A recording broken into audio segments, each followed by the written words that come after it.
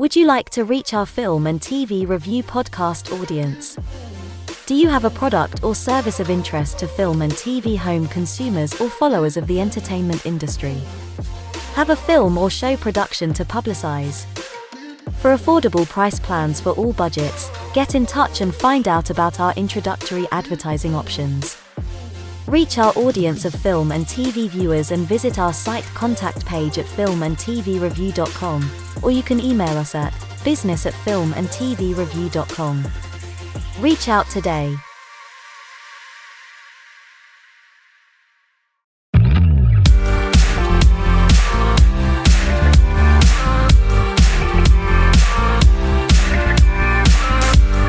Welcome to filmandtvreview.com. Catch the latest film, TV and streamed show reviews every week.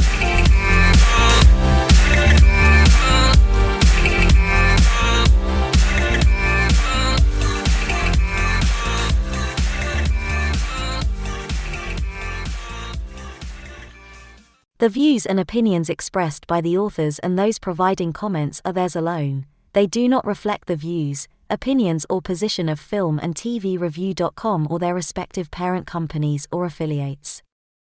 Filmandtvreview.com makes no representations as to accuracy, completeness, correctness, suitability, or validity of any information in this program and is for entertainment purposes only. Episodes may contain adult humor and language. For full terms and conditions, see filmandtvreview.com.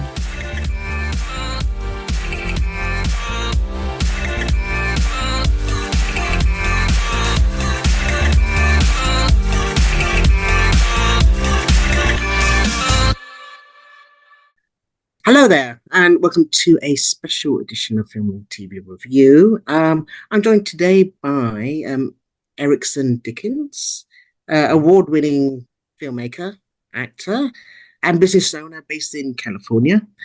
We talked to Eriksen about his experiences and working process in documentary filmmaking. His short documentary, Two Magic Drops, charted Rotary International's work in India, the polio vaccine program for trying to reach 100 million children in those regions, and was featured in 9 film festivals and winning Best Documentary in 2. We talked to Eriksen about his methods in filmmaking, storytelling in general, and his background in psychology, in the art of storytelling, and how it informs his process in documentary making. And we'll also look at how this has evolved with his work as co-founder at Platinum Peak Inc. that produces legacy documentaries and legacy storytelling. But more on that later. First, Eriksen, welcome. Thank you. Let's start with, I imagine you've always had a passion for storytelling and narrative. Where did that come from? I guess that's innate, or where did that Yeah, start? no, it was always innate for me. Like I didn't grow up amongst a family of creatives or storytellers. There's something about stories in general that just always really appealed to me. I would get so caught up. I remember as a kid watching movies, I get so emotional and I'd feel that emotion. And I just, from a young age, felt like stories in general were just like kind of a universal language amongst everyone, regardless of your culture, your background. Stories are such an amazing way to relate to people. And I fell in love with it as a kid. I used to write a lot as a kid, write stories. My brother and I would go out, pick up a camera and then make little movies and costumes and props, the whole 9 yards. And I don't know, it was inherently just something that was always a part of me, and just it blossomed over time and it just evolved. Were there any particular you found influences growing up and evolving, like writers or other filmmakers that you particular kind of catalyze this? hmm That's a great question. I loved character-driven films, like about the person. I was never really too into like sci-fi movies, or I liked stories really grounded in reality. And I think that's just where I got like kind of my interest in psychology as well. What makes somebody who they are as a person? What do they go through? The milestones in their life that shape them? I remember watching Martin Scorsese films as a kid. It's pretty intense films to watch as a kid, some of them, but I really just liked how gritty and real they were. I liked Quentin Tarantino. I remember I watched Pulp Fiction as a kid, and that really hit me too, just how it was like structured and just the grittiness of it, the people who they were, the dialogue. Yeah, I can go off on a tangent on all the different types of, but yeah, I really always love stories about people and who they are. I imagine, but your formative training is that you had is in psychology, or you actually studied that? Is that correct? Yeah, so I'm self-taught when it comes to filmmaking, but I got my bachelor's degree in philosophy, and then I got my master's degree in clinical psychology. So I'm a thinker. I like to think about the bigger questions and who we are as people and our purpose here. And honestly, though, like both of those things, both of those fields, I feel like set me up in a way as a more powerful storyteller. Um, like I said, in terms of filmmaking, myself and my brother, we learned from just doing trial and error, watching a lot of YouTube videos, tutorials, that kind of stuff, um, reading a lot. But in terms of like psychology, for example, if you understand psychology, you understand people, you know how to relate to people better, you know how to engage an audience better. You understand the different nuances of what makes somebody who they are. And so I don't know, I think that really helped me in terms of crafting more compelling stories, I guess you can say. And then also just like the research side of things, especially when it comes to documentary films and getting to know the subject, and psychology and philosophy are they can be pretty dense, a lot of reading, a lot of writing, a lot of organizing material and stuff, and drawing inferences and connecting the dots. And it transferred over pretty well, I think, for what I do now. So it's, I mean, would you say kind of like it does inform your style of filmmaking? Because it seems you've gravitated towards character-driven pieces, but then you kind of lean more towards documentary. Would you say? I mean, that's where you kind of like seem to have shifted into. Yeah. Yeah, we kind of found our niche as a company with documentary films, specifically legacy documentaries is what we call them. When we were in college, my brother and I, we went to the same college out here in California, and we got back into filmmaking at that point in time, and we made a documentary about our father, our late father. He passed away when we were kids, and we didn't really know what we were doing, but we wanted to create something that memorialized him and really tested our storytelling abilities. At this point in time, we were just making little videos, montages, little music videos. So we wanted to do something much more robust and fleshed out. And we figured this was a topic that was near and dear to us. And so we just kind of went for it. We learned a lot throughout that experience. We created a 80-minute documentary about my dad's life. We interviewed about 30, 35 different people. And it was a really great experience for us. And so the business minds, we started thinking a little bit on how we can implement this as a vertical into our business and actually start selling this to other clients, other people who might want their legacies preserved in this type of film. And so, yeah, I mean, it really allowed us to hone in on a subject, really understand who they are, what makes them tick, their history, their obstacles, their successes, the impact that they've had, and just tell a very fleshed out, robust story for clients, companies, foundations, whatever that might be, to have something that memorializes them. So we've been able to kind of niche down on that. I mean, it's seems a bit about a balancing act when you're doing a documentary, especially something as close to the heart as your father, a celebration of his life, but then also your toughest audience, I imagine, will be the friends and family watching it who know him best. How was it that received when they first saw it? Because they would know what he's like. How was the reception to that, and how was it a learning experience for you? Because that was doing a documentary as such on that kind of level. So how did that? What did you learn from that, and how was the reception? For sure. It was a really cathartic experience, almost therapeutic in a sense. I felt very close to my dad being able to do that. And I learned a lot about my dad from interviewing, like you said, like friends of his, other family members. I learned stories that I hadn't heard before. And then when we actually premiered it in our hometown. About 300 people came. My dad was pretty well known in our community, small town in the Central Valley in California. But it was everyone kind of had the same takeaway. They felt like they were closer to my dad, and they all learned new things about him that they didn't know.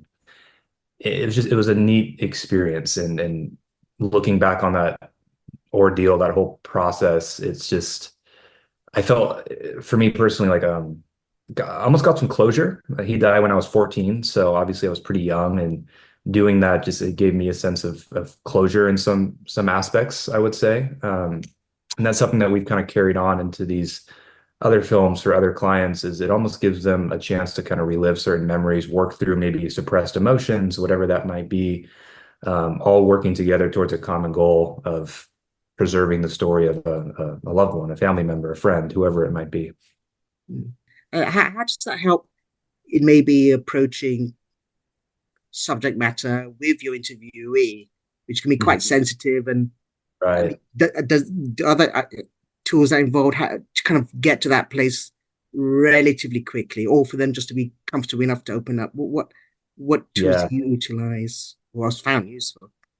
That's a great point, because earlier on in the process doing this, like we realized that this is a kind of a big responsibility to take on somebody's legacy, right? And we have to, you can't just show up the day of without building any rapport beforehand, press record, and ask people these questions that could evoke a lot of trauma. You never know what you might get. And so as a therapist in a psychology setting, you have to really build rapport and trust first and foremost. I think it's known that the number one indicator of success in terms of therapy is the relationship between the client and the therapist. And so I almost view it as that going into these stories. I take a lot of time beforehand to really get to know each subject, who they are. We do a lot of preliminary Zoom calls to really get to know their part of the story, and warm them up in essence, right? You have to earn that trust. And I've learned that sharing about my own life a little bit, the loss that I experienced, what I've gone through as well, it helps them trust you a little bit more and relate to you. Disclosure is what it's simply called, I guess, in the therapeutic setting. Validating, that's simple, but it's very real. When people feel heard and validated, they're more likely to be more open with you, be more vulnerable. I had to do, in order to graduate, I had to spend a year counseling people to get enough hours to be able to graduate. And so I learned a lot from that, just holding the space with people. I was always a naturally empathetic person. I wouldn't be doing what I do now if I wasn't naturally empathetic, but just holding the space with people, listening to them, and letting them know that we're here to bring the best out of you, right? We're here to make you sound as good as possible. Sometimes you turn on the camera and people freeze up, and what is it? What do you mean editing? You're going to edit out all the bad stuff, right? Like all that stuff that some people just don't really think about, but when you're a filmmaker and stuff, that's a given, right? But just communication. Like, communication is really fundamentally, I think, what it comes down to: communicating with the clients and subjects, and just letting them know that you're there to bring the best out of them. Um, take it back to just, you were involved in the Two Magic Drops documentary for Rotary International. How did you get involved in that? Who approached who, or did they come to you, or did you go after them? And what made you choose that as a subject? Because Yeah, sure. So my family, they're like lifelong Rotarians. And so there was this trip. I couldn't go actually. I couldn't actually go on the trip because I was in grad school at the time. So my brother, my business partner, Soren, he was able to go. And the group he was going with was out of Oakland, California. That's where he was going to go with that group. They're going to go to India for 2.5 weeks. And the director at the time for this group out of Oakland, I forgot his exact title, but he was on the board of Rotary International. And somehow it got brought up that we were filmmakers, and the idea got thrown around between my brother and this director out of Oakland about potentially documenting something. And so they took it to the higher ups or whatever, and from there, like it was a go. So my brother, he couldn't take much equipment. Like, he pretty much rolled with like a camcorder and a Rode mic attached. So it's like, production wise, it didn't look amazing by any means. It was very gritty, the quick zooms, very documentary style, which I personally like. Kind of like Peter Berg, the director of like Friday Night Lights, Lone Survivor, that kind of style. Um, but yeah, my brother went over there for 2.5 weeks, and I mean, it was I can't experience I didn't experience it myself. I edited the whole project when he brought all the footage back, the hours and hours and hours of footage that I got to comb through with a smile on my face. But it was remarkable, the footage there and what he saw and the lives that he was able to help. And I mean, we decided to just make a 15-minute film because it's more digestible, it's easier to share, but we could have made a 8-part miniseries. We had so much footage, and that's kind of the challenge sometimes as a filmmaker is killing your darlings, right? And just so much gets left on the editing floor. But yeah, it was a great experience, and we ended up entering that film to some festivals and got some awards there, and it kind of gave us that reassurance that we were onto something here. I was going to say, I mean, I imagine most of the work was done at the editing suite, you going through the material. Then how do you kind of like filter all that material, I'm sure hours, into some kind of a narrative thread that maybe the viewer can get a hold on? Because I guess from what you said and from maybe what resonates most in it, because I did see it, is as probably at the viewpoint of one, you look for a voice that's giving a very honest and emotional, context to a very big problem. So how do you shape it, pinpoint, or know what to look for? Yeah, yeah. So we kind of like developed this, I don't know, say curriculum, but like a backbone for our films. We call them the seven storytelling pillars. So essentially, we explore the history, the passion of the subject, the process, the obstacles, the achievements, the impact, and then the future goals, future aspirations, and whatnot. And we found that using that as like a guide helps us fill in the gaps. It helps us craft the story pretty well in terms of what questions to ask and the information that we need. Um, like if you watch the Two Magic Drops film we did, we pretty much just used the director as the main source of the information, the primary A roll, and then we tried to do a lot of show not tell. So we did our best to kind of create a mood, a feeling, try to evoke a certain sense of feelings just by the visuals that we showed. Sound design was also big. It was a challenge because we just were rolling with one camera. My brother just had one camera. He wasn't lobbing anybody up. So it was a challenge to kind of create a coherent, I guess, story based on what we did have. I mean, the footage itself was very um, striking, very meaningful. It'll evoke a lot of emotions in itself, I feel like, but it was just like my job to kind of craft it all in a sense that there's a coherent storyline and what's the overall message here. And the overall message was, about people's purpose and finding their purpose and looking back on thinking, what is my legacy? What have I done? And I think it actually ends that way. I think the speaker, the main speaker, said something along the lines of like, our job is to make you think about your legacy. So again, it kind of falls into that category of a legacy documentary, not necessarily for a specific person, but more so Rotary International in this case as an entity. Yeah, I mean that is the kind of way you take home from it. It's a short film, but then you kind of that if it's inviting you to actually act, even from seeing something like that, it's kind of like it's trying to give meaning and what gives you meaning in your life and makes you question those things. So, it's a powerful point. I was just gonna say, I think that's like a super important and valuable when it comes to not just stories, but yeah, films, films in general. Watching something, I think the most powerful ones are the ones that you walk away with um, either thinking a different way or thinking more about something more specifically or taking certain actions. I mean, I feel like media in general is just it's such a powerful tool, something that can really create a lot of momentum in people.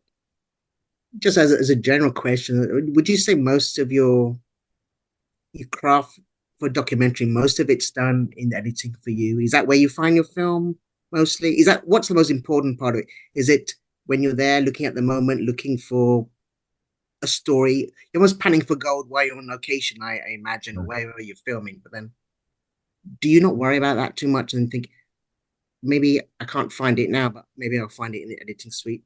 Do you worry? Does that worry you when you're maybe shooting something? You know, you're on limited time and maybe a budget. Right.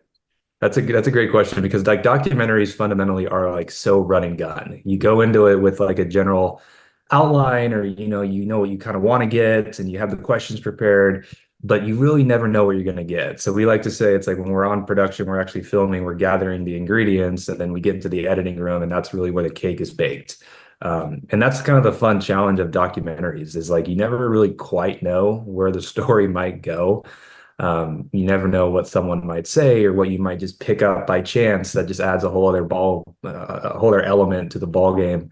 Um, but to answer your question more specifically, we do go into it with a pretty good idea of what we need to get, what we want to get, but we're very adaptable. And we've had some films in the past that started one way and then in the editing room ended up a little bit different than what we expected. And that's just the cool part of documentary filmmaking itself. Keeps you on your toes for sure. But I do think like overall, it's like, yeah, editing is kind of documentaries are kind of an editor's ball game. Yeah. Yeah. So I mean, it seems like the seeds of this kind of like evolved into what you have now, which you do at Platinum Peak Productions, is kind of this legacy storytelling. So can you elaborate? But what kind of people have reached out for this, or to you, Sure. or you reached out to? Yeah, yeah. So I'm not gonna lie, like this is it's a pretty high touch sales process because a lot of people when they're going to an agency for video work, whatever it is, they want to see some kind of tangible ROI. Like maybe they have issues with recruiting or they want to run ads to convert. And so we do that on one side of our agency, but this specific offer, this legacy documentary, it's more of an intrinsic ROI. It's something that they can have to pass on to future generations. They can keep something that really solidifies, memorializes who they are, their journey, et cetera. But um, some of the clients we've worked with in the past, I mean, they've ranged from clients celebrating an anniversary for a company per se. We did one for a cowgirl, a rodeo star in our hometown, which was really neat. We did one for a gentleman who migrated to America in the 70s with $50 in his pocket. He came from war-torn Lebanon, became a very successful businessman here, raised five kids who are all successful entrepreneurs.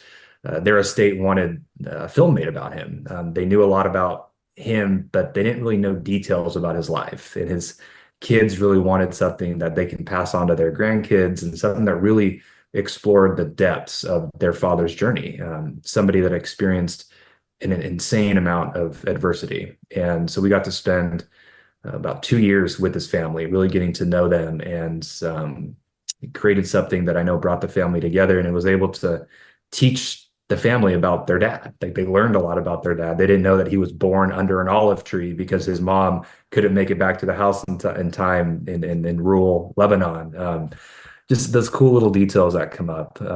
We did one for an entrepreneur who was developing an AI technology. He wanted to be able to leverage this type of documentary to attract investors, let his potential partners know about who he is, not just his product, but what differentiated him as a person, where he came from, his values.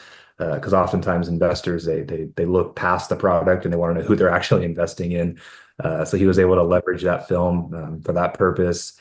Currently, we're doing one for a family foundation out of Texas. So we've been on production for that for the last few months, really getting to know their family and their journey.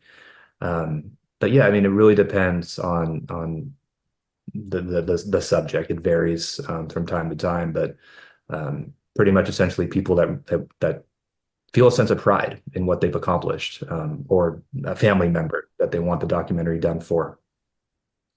What's been the kind of feedback from family members who maybe they specifically asked you for a legacy or maybe a memoriam for a family member that's either living or passed away? But what are they most being surprised that they got back, or you found quite proud that evoked in them?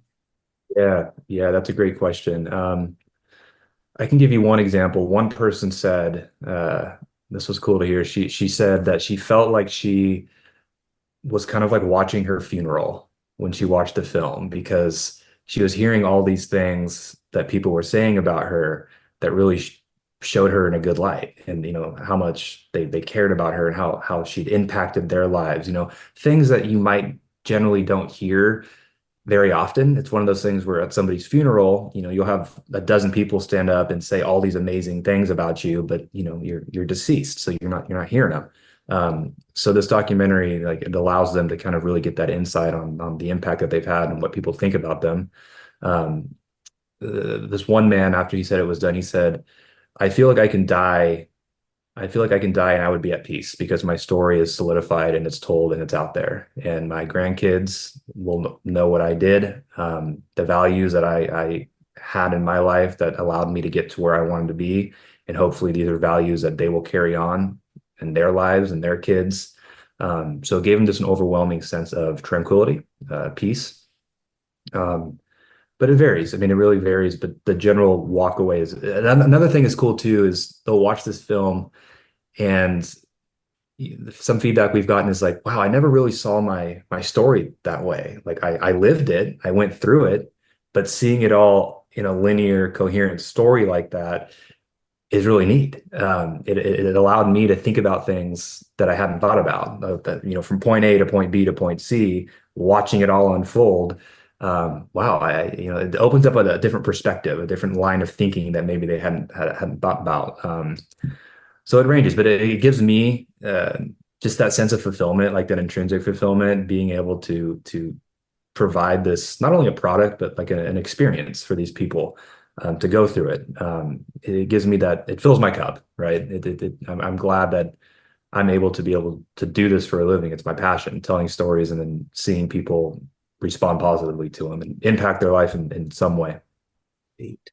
Well, it comes to about putting one else questions is, so what are your next projects? So what do you see got on the slate coming? We gonna stick with legacy, or are you gonna explore other types of documentary, or what's on your slate, or you would love to do, or as an ambition? Yeah. So right now we're pretty focused on the legacy documentaries. We feel like we're hitting the cusp of it pretty well. So that is what we want to focus on, continue to focus on. In terms of specific projects, right now we're creating a 2-hour film for that family foundation out of Texas. Still have a few more months of production, but editing a 2-hour film is going to be fun, tedious. But that's our primary focus right now. Aside from like filmmaking, I guess, and documentaries, I do some acting stuff as well.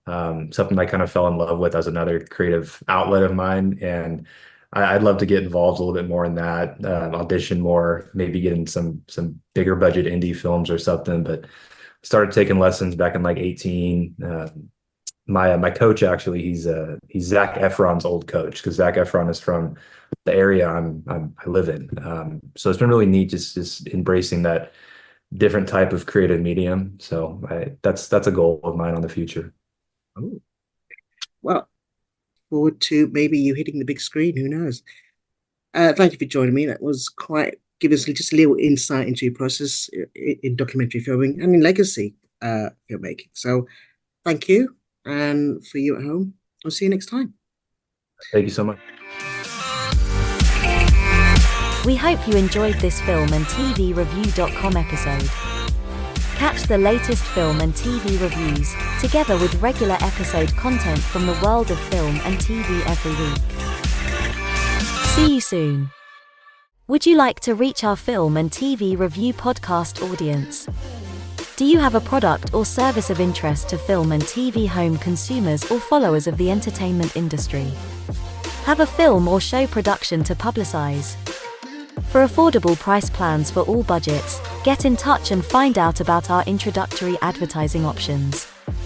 Reach our audience of film and TV viewers and visit our site contact page at filmandtvreview.com, or you can email us at business@filmandtvreview.com.